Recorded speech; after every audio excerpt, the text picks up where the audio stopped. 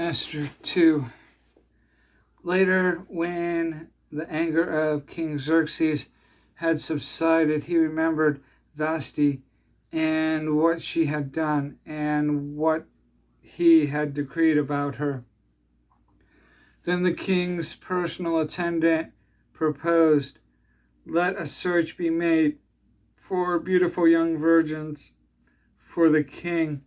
Let the king appoint commissioners in every province of his realm to bring all these beautiful girls into the harem at the citadel of Susa. Let them be placed under the care of Haggai, the king's eunuch, who is in charge of the women, and let beauty treatments be given to them. Then let the girl who pleases the king be queen instead of Vashti." This advice appealed to the king, and he followed it. Now there was in the citadel of Susa a Jew of the tribe of Benjamin, named Mordecai, son of Jared, son of Shimei, son of Kish, who had been carried into exile from Jerusalem by Nebuchadnezzar, king of Babylon. Among those taken captive with Jehoiachin, king of Judah, Mordecai had a cousin named Hadassah, whom he had brought up because she had neither father nor mother. This girl, who was also known as Esther, was lovely in form and feature, and Mordecai had taken her as his own daughter when her father and mother died.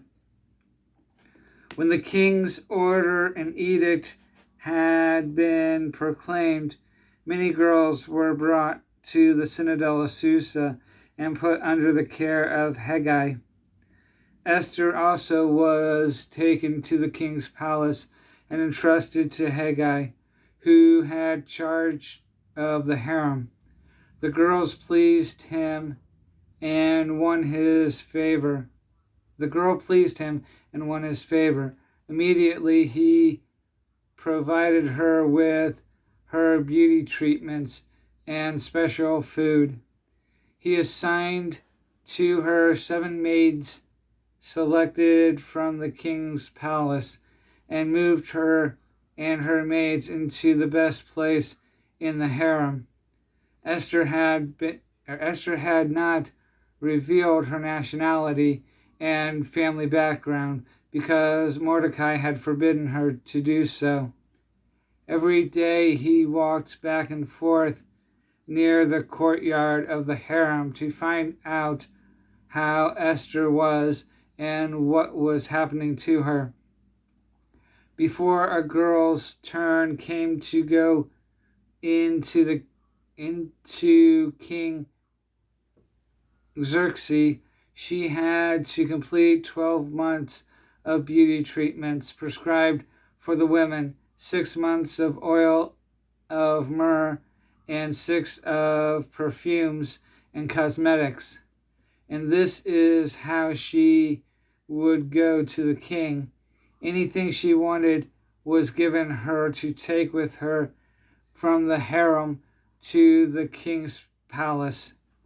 In the evening she would go there, and in the morning return to another part of the harem to the care of Shagazah, the king's eunuch, who was in charge of the concubines.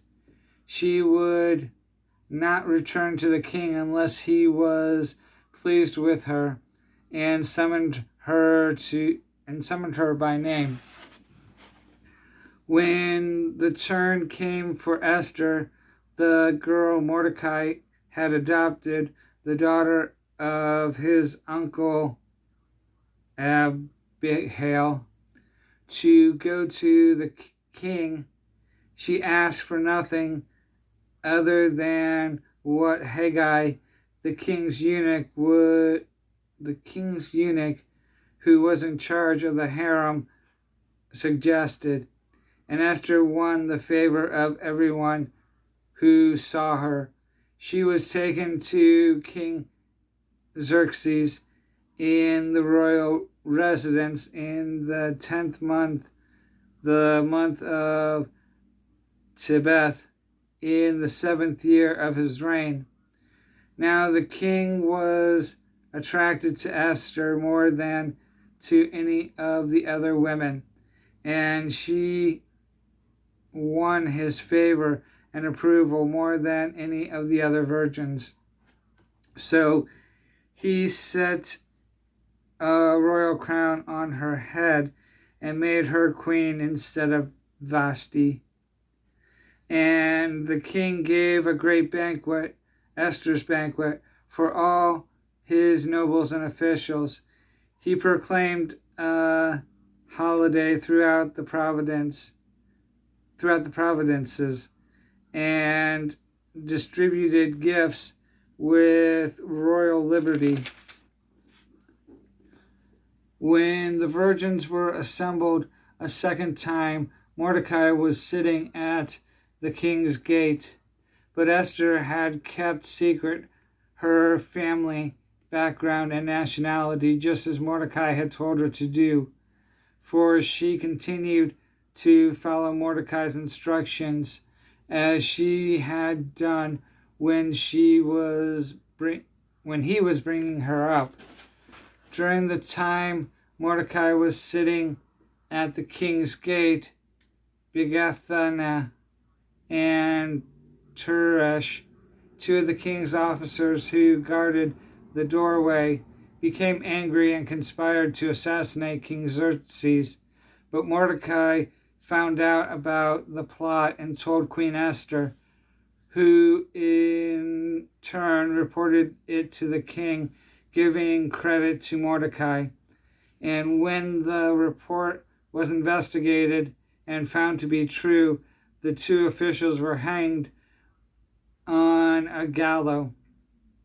All this was recorded in the book of the Annals in the presence of the king.